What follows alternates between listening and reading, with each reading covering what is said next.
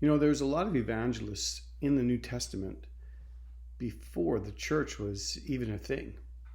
And that's actually a compelling statement because a lot of people think that evangelism is telling people about your church or inviting them to a church service or maybe to a program that's happening at the church. But that's not really evangelism in the purest sense of the word. Now, don't get me wrong, I heart our church. I heart our church. I love our church. And I hope you do too. And you should invite people. It's good and it's right to invite people to church services, etc. But evangelism is really about telling people about Jesus, not the church. That's what I mean when I say there was many evangelists in the New Testament, even before the church was born. There was the blind man, for instance, of John 9. You remember the blind man where Jesus came along and spat, made mud, stuck mud in his eyes, and then told him to go and wash in the pool of Siloam. And he did that, and he was healed. And it says he went and he told his friends and neighbors, and some of them didn't even believe it was the same guy. And he goes, "No, I am the man. I was blind. Now I see." And then the Pharisees started asking him about it, and he's like, "I don't know what happened to me. I was blind, and now I see. That's my story, and I'm sticking to it." And, it is kind of a funny story because even when the guy who was once blind, was brought before the Pharisees and they start trying to pin him down, like, well, how did this happen? And who was this guy? And he starts getting uppity on them and he says, "Oh, would you want to follow him too?" And they sent him on his way with a threat. And, but there was no church to tell them to go to or, no program or anything like that. It was just all about Jesus. Then there's, the paralytic, John 5, and Jesus comes to him and says, "Do you want to be healed?" He's like, "Well, yeah, Captain Obvious. Like, I'm at the pool. This is where we get healed, and I'm not healed, so yeah." But Jesus was intent on going a little deeper and drawing out of him what he really wanted, what he really needed, and it really was salvation. And again, he heals him and he begins to tell people about Jesus.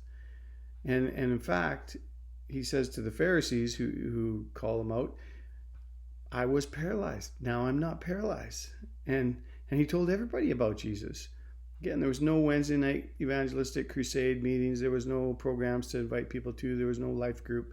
Nothing at all. At this point, it was all about Jesus. Then there's the demoniac. You remember him, the fellow in the Gadarenes in the region of the Decapolis, which means the 10 cities.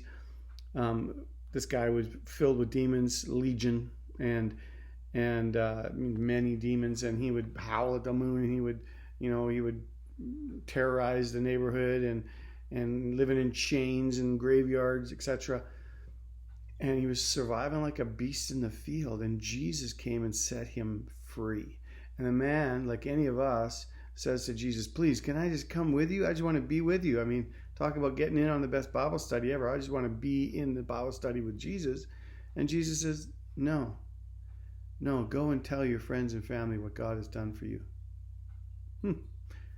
And though he only knew Jesus a very short time, that's what he did. He obeyed. He just told everybody about Jesus. And it was his story of, I was blind, now I see. I was broken, now I'm healed. I was enslaved or in bondage, and now I'm free because of Jesus. That changed the whole region. Literally thousands of people came out to hear Jesus the next time he was in the area. In fact, in Mark, it indicates that it was in the Decapolis, in this area, that Jesus fed the 5,000 plus people with the miracle of the loaves and fishes. Again, there was no church to go to. There was synagogue, yeah, but there was no organized church services like we have today. It was simply telling the story of Jesus. And that's what we're supposed to do. That's what it was all about. That's what it should always be all about. Jesus. It's him who sets us free. And so the next time you talk to somebody about your faith, try to do it without mentioning CCLF or the church that you go to. You'll find it's a bit of a challenge because we're so bent on talking about our church. But you'll begin to see that, wow, there's power in just the name of Jesus, just in talking about Jesus. And even Jesus, when talking about himself to the woman at the well, he didn't get distracted by, well, where do you go to worship? Like the Jews worship over here and the Samaritans worship over there. Like, where do you go? It was not a key issue for Jesus. According to Jesus himself, the key issue was him. It's all about Jesus and whether we recognize him.